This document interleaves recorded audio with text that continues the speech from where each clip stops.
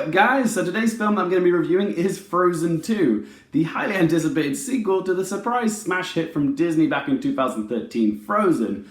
Frozen was something of a pop cultural phenomenon. Frozen fever was a thing. The song Let It Go was a worldwide hit. The first Frozen did a great job of appealing to both kids and adults. It was subversive, all the characters were likable, the majority of the songs were quite catchy. I mean, excluding the whole troll number. Ugh. But it also had a healthy, empowering message towards the end about how sisterly love was more powerful than the love of finding a man, which was refreshing given the recycled narrative trope of a princess always longing for a man. I thought that was very clever. I mean, it took 6 years for them to make a sequel to Frozen, so they really did take their time with it. So I was thinking, oh, they must be really putting all the resources and energy and ideas into making a sequel that lives up to the first one. But the first one was kind of like lightning in a bottle. It was kind of so unexpected, became this massive cultural thing that it's very rare for lightning to strike twice. And with Frozen 2, I know I'm going to make some people mad by saying this, but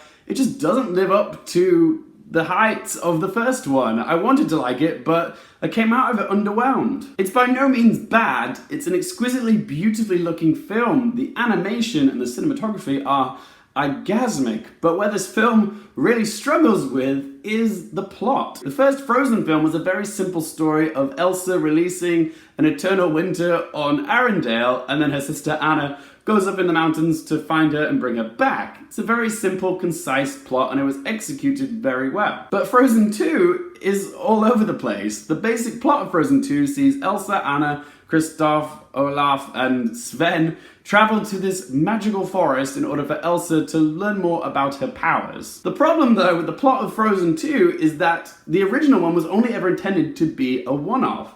And now that they've had to expand the lore and mythology of the Frozen universe, it doesn't necessarily align with what the first film taught us. In fact, it contradicts it in several places. And the rest of this film feels like the writers had all these ideas for what they could do in a Frozen sequel, but they kind of just went with all the ideas that they had and hoped they'd all clump together and create some sort of big picture. But it doesn't work. So much of it doesn't gel together. We get more backstory on Elsa and Anna's parents. There's also this clumsy sitcom B-plot where Kristoff is trying to propose to Anna. So every scene that he's in, he's trying to get the words out, but he can't. He's just bungling it up. It's all very predictable, and that's all he gets to do. They also bring in new elements, this whole earth, wind, and fire thing, but there's very little explanation to what it all means. The film also has a political message about colonization, but has nothing worth of value to say about the topic. And there's a bunch of new supporting characters introduced, but I honestly can't remember any of their names because they are so forgettable. And then there's Olaf, who's having an existential crisis about what it means to be alive. This film just bites off way more than it can chew. It needed more time, it needed more rewrites. They needed to make it more cohesive because the ideas don't all coalesce together in this. It just feels muddy. The songs are okay, Into the Unknown being the standout. That's the only one that was playing in a loop after I left the cinema. But all the rest of them I thought were a bit forgettable. Plus, there's nothing in the same league as Let It Go. Olaf the Snowman is once again the comic relief. Kids will love him.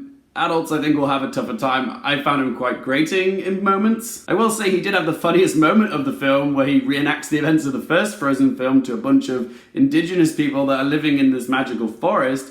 But that really says something, that the funniest thing about the sequel is a reenactment of the first film. It highlights the lack of originality and that they're using the success of the first one as a crutch. There's also a fiery, adorable lizard because merchandise. And honestly, I found this film confusing. I'm a grown man, and there were bits of it which didn't add up to me. I don't know how kids are supposed to follow it. There is so much exposition in this film, and every time the characters tried to explain something, all the kids in my screening started to switch off. They were getting distracted, they were getting restless. But once the exposition's done, they just have Olaf screaming and running away, or a bunch of harmonizing reindeer, and all of a sudden, The kids are back into it again and having a good time. In the end, kids will probably enjoy this film though because of the beloved characters, the fun musical numbers, and there is some exciting action sequences in it as well. Kids won't see the flaws in this film because they don't go to a movie to critique it, they go to be entertained, and this film is entertaining. It just doesn't have the cohesion of the first film, the oomph of the musical numbers, or the clever message at the end of the film. At the end of the day, Frozen 2 was a movie made to make money. The only element in which this film surpasses the original is the level of detail with the animation.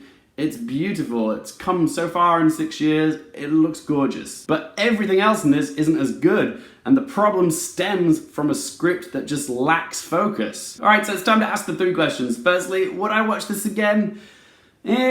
I mean, it's not completely unrewatchable, but it doesn't have that immediate pull factor that the first one does, where you want to watch it over and over again. But at the same time, I do kind of want to watch Frozen 2 again to see if it's easier to understand on a second viewing, because I did find it confusing. Question number 2, am I going to recommend it for you guys? Does it matter? Because you're all going to go watch this film anyways. This film is going to make over $1 billion, so what does it matter what I say? All I would say is go into it with low expectations because, yeah, it's just nowhere near as good as the first one. And question number 3, what score am I going to give it out of 10? It looks gorgeous, the animation is pristine, but the story is muddy, the songs aren't as good, and despite good intentions to make a sequel with something to say, the message just gets lost. But at the end of the day, it is watchable and entertaining, so I'm going to give a score of 4.5 out of 10. There we go guys, that was my review of Frozen 2. I'm a bit nervous to look in the comment section below to see how much hate I'm gonna get for not loving this video, but that's just my honest opinion. What did you guys think of this film? Do you think I was being too harsh? And my quick question to you guys today is a question that I need to settle a debate with a friend. Do you think the first Frozen film is a Christmas movie? Help me settle an argument, alright? Whatever you think, be sure to let your voices be heard in that comment section down below. If you guys have enjoyed the video, I think I might deserve it, hit that thumbs up button, and of course don't forget to click subscribe, and if you want to follow me on Twitter or Instagram, all those links are down below. As always, thanks so much for watching guys. For more things related to movies, TV and popcorn culture, I'm Luke Airfield, and I'll see you next time.